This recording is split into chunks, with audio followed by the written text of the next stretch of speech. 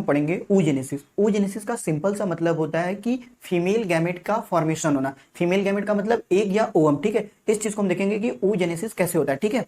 तो हमारा आज का टॉपिक है oogenesis।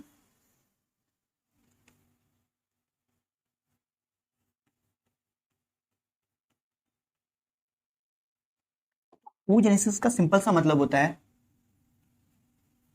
The process of formation of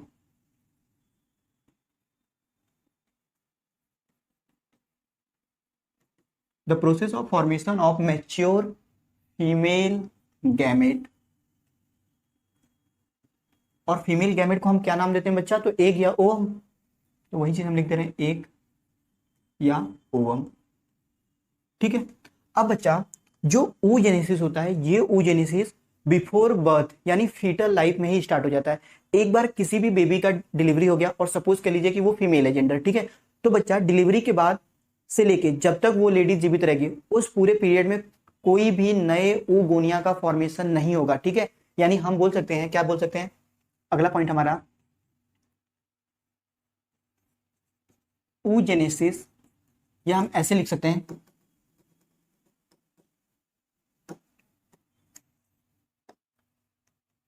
development of primary follicle.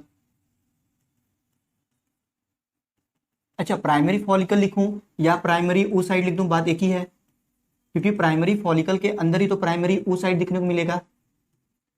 Start in foetal life.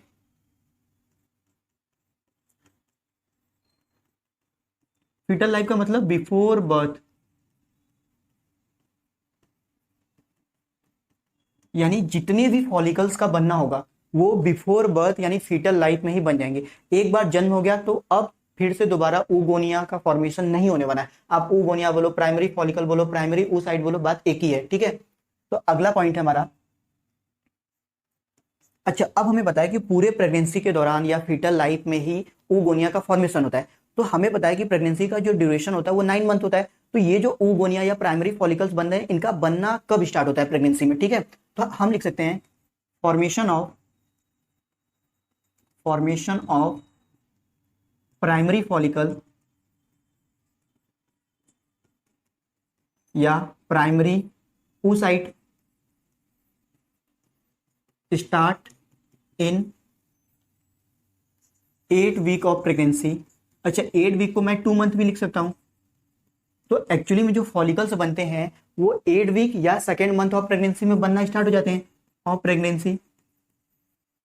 तो बच्चा वही पॉइंट लिखा है, क्या लिखा हुआ है कि फॉर्मेशन ऑफ प्राइमरी फॉलिकल या primary oocyte start in 8 week of pregnancy या सेकेंड मंथ ऑफ प्रेगनेंसी, ठीक है। अच्छा, अगला पॉइंट बच्चा है कि जो मैक्सिमम फॉलिकल्स होते हैं, जितना बनना रहता है, ठीक है, तो मैक्सिमम जो फॉलिकल्स होते हैं वो 5th मंथ ऑफ प्रेगनेंसी या 22 से 25 वीक ऑफ प्रेगनेंसी तक बनके तैयार हो जाते हैं, ठीक है। तो हम लिख सकते हैं मैक्सिमम प्राइमरी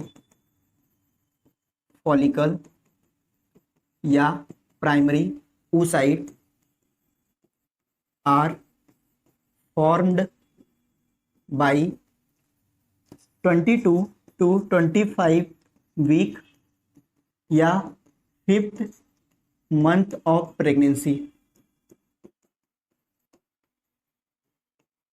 तो बच्चा जो मैक्सिमम फॉलिकल्स बोलो या प्राइमरी फॉलिकल्स होते हैं वो 5th मंथ ऑफ प्रेगनेंसी या 22 से 25 वीक ऑफ प्रेगनेंसी तक बनके तैयार हो जाते हैं। अब कितना मैक्सिमम बन जाते हैं, ठीक है, तो उसका नंबर है 7 मिलियन प्राइमरी फॉलिकल या oocyte पर ओवरी।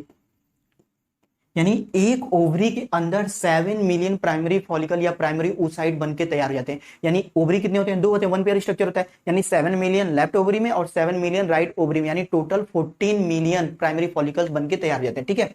अच्छा, नो oogonia या प्राइमरी फॉलिकल या प्राइमरी oocyte, तीनों नाम लिख देता हूं ताकि आपको दिक्कत ना हो। Primary oocyte are formed after birth. यानी जितने फॉलिकल्स का बनना था वो प्रेगनेंसी के दौरान ही बन गए।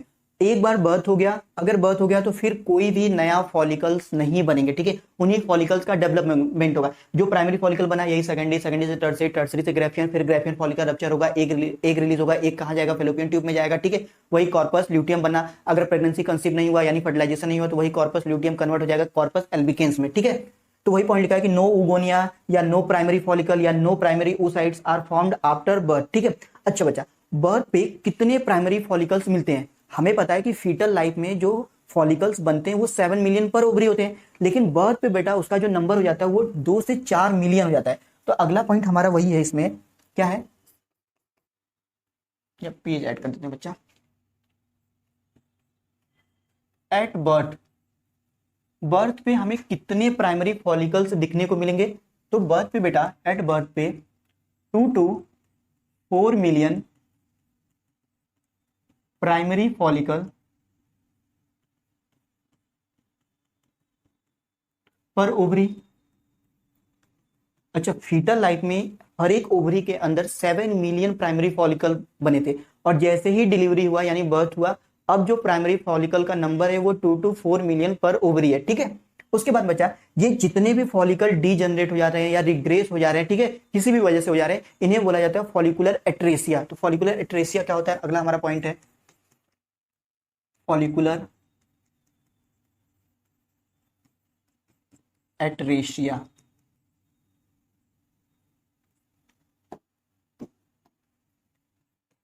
रिग्रेस या डीजनरेटेड, क्या डीजनरेट हो रहे भाई, फॉलिकल्स, उनमें भी कौन सा, प्राइमरी फॉलिकल,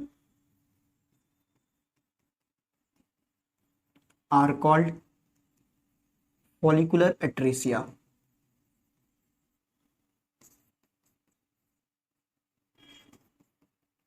ठीक है, तो बच्चा हम देख रहे हैं कि फीटल लाइफ में 7 मिलियन प्राइमरी फॉलिकल बनते हैं, बर्थ पे 2 से 4 मिलियन बचते हैं। तो जितने भी फॉलिकल डीजनरेट या रिग्रेस कर जा रहे हैं उन्हीं को ही बोला जाता है फॉलिकुलर एट्रेसिया, ठीक है। तो हमें नंबर पता होना चाहिए कि जो फॉलिकल्स का बनना होता है ये फीटल लाइफ में बनते हैं। एक बार बर्थ हो गया तो कोई भी फॉलिकल्स नहीं बनेंगे, जितने बने वही आगे कन्वर्ट होंगे प्राइमरी से सेकेंडरी, सेकेंडरी से टर्सरी, टर्सरी से ग्रेफियन फॉलिकल, ऐसे साइकिल चलता रहेगा, ठीक है। उसके बाद बच्चा हमें ये भी याद रखना है कि बर्थ के टाइम पे हमें 2 से 4 मिलियन प्राइमरी फॉलिकल मिल रहे हैं, और जब प्यूबर्टी आता है तो उस प्यूबर्टी के टाइम पे 60 से 80 हजार ही प्राइमरी फॉलिकल बनते हैं पर ओवरी, ठीक है। तो एक तो फीटल लाइफ में हो गया, फीटल लाइफ में 7 मिलियन पर ओवरी, बर्थ पे 2 से 4 मिलियन पर ओवरी, ठीक है। उसके बाद में प्यूबर्टी तक आते आते यानी एट प्यूबर्टी, प्यूबर्टी यानी 13 ईयर डाल सकते हैं।